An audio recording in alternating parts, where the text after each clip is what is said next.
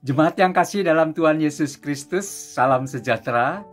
Jumpa lagi kita bersama-sama saat ini untuk mengikuti rangkaian doa keluarga Senin 10 Oktober 2022. Sebelum kita melakukan segala sesuatu, mari kita datang hampiri hadirat Tuhan di dalam doa, mohon penyertaannya. Kita berdoa. Dengan kerendahan hati kami datang mengucap syukur dan terima kasih. Oleh karena ketika kami membuka mata kami dari istirahat kami bersyukur oleh karena kami berada di dalam kehidupan yang baru, yang kami yakini dan serta percaya bahwa Tuhan sendiri sudah berkehendak di dalam hidup kami dan menyatakan kehendak-Mu melalui kehidupan yang akan kami jalani sepanjang hari ini. Namun sebelum kami melakukan segala sesuatu, aktivitas dan karya kami, biarlah kami dengan kerendahan hati datang menghampiri hadirat-Mu dengan ucapan syukur, dan ketika kami juga akan bersama-sama melakukan doa keluarga, biarlah ini menjadi dasar bagi kami untuk kami boleh memahami apa yang akan menjadi kehendak-Mu di dalam kehidupan kami. Bersertalah dengan kami semua Tuhan. Bahkan ketika kami akan membaca dan merenungkan firman Tuhan, biarlah itu juga boleh menjadi arahan di dalam kehidupan kami untuk melakukan seturut dengan kehendak-Mu. Di dalam nama Tuhan kami Yesus Kristus, kami naikkan doa ini. Amin. Jemaat yang kasih dalam Tuhan Yesus Kristus, bacaan firman Tuhan pada hari ini dari Kolose pasal 3 ayat yang ke-15. Kolose pasal 3 ayat yang ke-15. Saya akan bacakan buat kita semua. Hendaklah damai sejahtera Kristus memerintah dalam hatimu. Karena untuk itulah kamu telah dipanggil menjadi satu tubuh. Dan bersyukurlah.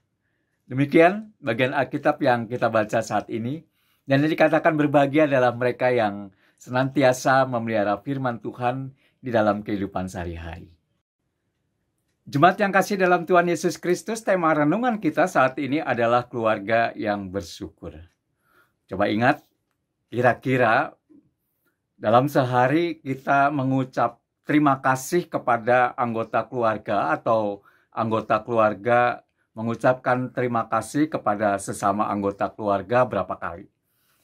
Barangkali dalam sehari bisa dihitung atau bahkan mungkin tidak mengucapkan terima kasih atau kita tidak mendengar ucapan terima kasih di dalam keluarga kita. Mengapa Bapak Ibu dan Saudara yang kasih dalam Tuhan Yesus Kristus? Karena mungkin biasanya apa yang dilakukan sehari-hari oleh anggota keluarga itu adalah hal yang biasa, yang tidak mungkin, yang tidak perlu mengucapkan terima kasih satu dengan yang lain. Karena juga dianggap itu sebagai sesuatu yang sepele atau sudah menjadi kewajiban. Sehingga kita lupa untuk saling mengucapkan terima kasih satu dengan yang lain. Atau juga bisa memungkinkan karena seseorang atau anggota keluarga atau kita lebih terfokus kepada persoalan atau pergumulan atau masalah yang sedang kita hadapi sehingga kita lupa untuk mengucap syukur, atau lebih ekstrimnya lagi kita tidak mau belajar bersyukur, atau tidak sadar untuk bahwa kita sebenarnya harus bersyukur atas segala apa yang sedang kita alami, yang sudah kita rasakan dan kita jalani hingga sampai saat ini. Nah, Bapak Ibu dan Saudara yang kasih dalam Tuhan Yesus Kristus, bacaan kita di akhir ayat yang ke-15 sangat jelas sekali dikatakan dan bersyukurlah. Walaupun di kalimat sebelumnya hendaklah damai sejahtera Kristus memerintah dalam hatimu. Saya berpikir bahwa ungkapan syukur harus berasal dari dalam hati dan menjadi dasar untuk kita melakukan segala sesuatu. Sehingga ungkapan syukur yang betul-betul berasal dari dalam hati, maka akan terpancar keluar tidak hanya berupa ucapan, tetapi juga berupa tindakan. Nah, kalimat ini atau ayat ini tentu saja tidak bisa lepas dari konteksnya ketika Paulus mau berbicara soal manusia baru, di mana diharapkan menjadi manusia baru adalah manusia yang penuh dengan kelemah lembutan, kerendahan hati, kesabaran, kemurahan, belas kasihan.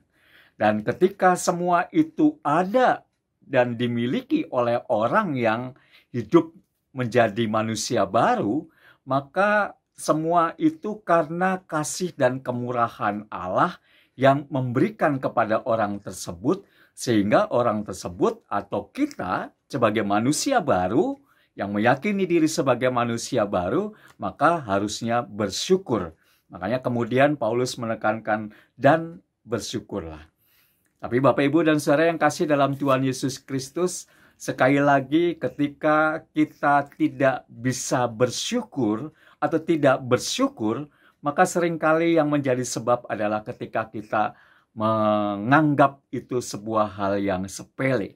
Sebuah hal yang tidak mudah, tidak perlu kita lakukan, ucapkan, karena barangkali sudah menjadi kewajiban. Nah, Bapak, Ibu, dan Saudara yang kasih dalam Tuhan Yesus Kristus, melalui bacaan kita saat ini, renungan kita saat ini, kita kembali diingatkan.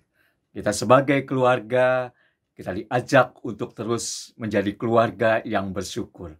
Salah satunya adalah dengan hal-hal yang sepele, ketika kita saling mengucapkan terima kasih, ketika kita saling menghargai satu dengan yang lain anggota keluarga, sehingga kita semakin merasa sebagai keluarga yang betul-betul diberkati oleh Tuhan. Tidak hanya sebagai keluarga inti, tetapi ketika kita menjadi keluarga jemaat, di mana kita boleh bersekutu bersama di dalam bertumbuh bersama iman percaya kita, dan kita bisa merasakan kebersamaan yang ada di dalam jemaat tersebut. Kiranya kita boleh menghayati dan terus berusaha bersyukur sehingga kita menjadi keluarga-keluarga dan anggota-anggota yang bersyukur, dan ungkapan syukur kita dirasakan oleh orang-orang yang ada di sekitar kita. Tuhan mampukan dan memberkati kita semua. Amin. Jemaat yang kasih dalam Tuhan Yesus Kristus, di mana saja berada, kita akan menaikkan doa syafaat kita. Mari kita satu di dalam doa. Kembali kami datang mengucap syukur dan terima kasih ya Tuhan atas kasih dan penyertaan-Mu. Dan saat ini kami juga diberikan kesempatan untuk menaikkan doa syafaat kami. Kami mau berdoa, bersyukur bersama saudara-saudara kami yang saat ini berulang tahun, dalam diri Ibu Lani Secahusada, Bapak Oktentus Gunarto Mulyo Hartono, Bapak Frans Donald Sinyal, Saudara Mika Christopher Sutanto, Ibu Esther Ida Krisanti, dan Bapak Yogi Rinaldi, serta saudara-saudara kami yang lain yang tidak bisa kami sebutkan namanya.